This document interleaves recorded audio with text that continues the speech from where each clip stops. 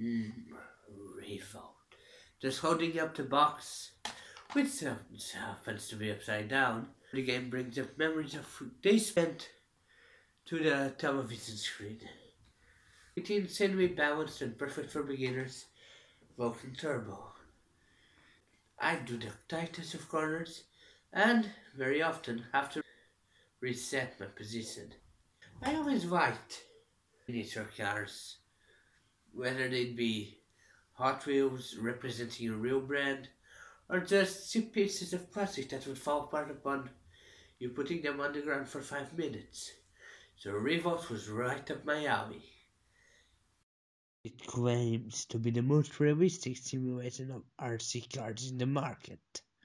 And while it doesn't exactly have many of a competition in that particular niche, it certainly feels like a simulation. Placing the settings on simulation will have to make you drive carefully, as reckless will cost you dearly. Careful doesn't mean slow, however, as you race across a variety of common and not so common places. Your miniaturized vehicle at speeds that would make real cars in other sports games of the era blush. That is, if they could blush. They are cars after all. Just as soon as the game starts. Since the PlayStation version of the game suffers from what I call the Sonic 06 syndrome, having to load up its rates, taking anywhere from 10 to 30 seconds to do it. I won't claim I could make a sandwich in that time, but it's certainly noticeable. The game even makes a joke about it by claiming to be adding unnecessary files to the game. The story goes that Toy Vault, the company that produces the RC cards you can play as on the game, made them all with something special, and apparently it gave them life by accident. Faced with freedom, the RC cars do what they want, race in a series of events and workouts, because it is and that is how I would describe Revolt. Fun, just like the story, which makes no sense, absolutely, and it's a silly, so just that don't get carried to the game. As soon as you boot it up and enter the main menu, which gives you one of the cutscene openings to a game. I swear, I'll never get it out of my head.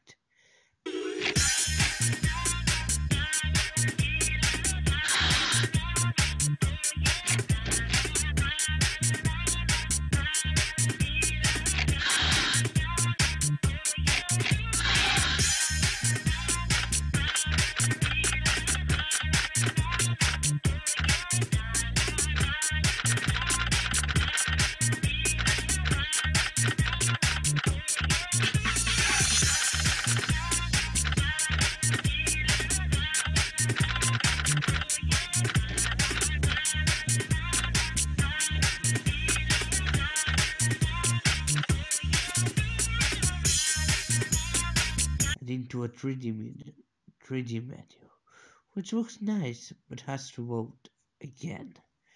You input your name, be it Saris or not, and then you are ready. With the techno-electric I really don't know music, don't ask me soundtrack. The game music feels high speed and energetic, and the gameplay follows suit. At its core, it's a basic kart racer. You've got your items, which can alter the playing field. You've got your cars, with different stats. But the content offered is immense for a PlayStation 1 game. Not only do you have several tracks, but you also have their mirrored and their reversed counterparts. It's an artificial way to extend your game. I'll freely admit that. But it's a welcome addiction. And that is when you are not busy with the tracks you have created. Featuring a fully featured track editor, Revolt lets you make your own tracks and race on them, something which adds hours to the replay value. Despite some frame rate drops, and long load times, without current good gameplay keeps it as a good single player playing race. But let's be honest, I don't really play racing games for the single player. I play them for the multiplayer, and that's where it shines. Having your buddy sitting around, ready to kick your butt, and laughing or jabbing at one another when they fail or jump or flip over, screwing them up with items. This is why I play racing video games. To introduces the frame rate to an even bigger extent instead of us to enjoy.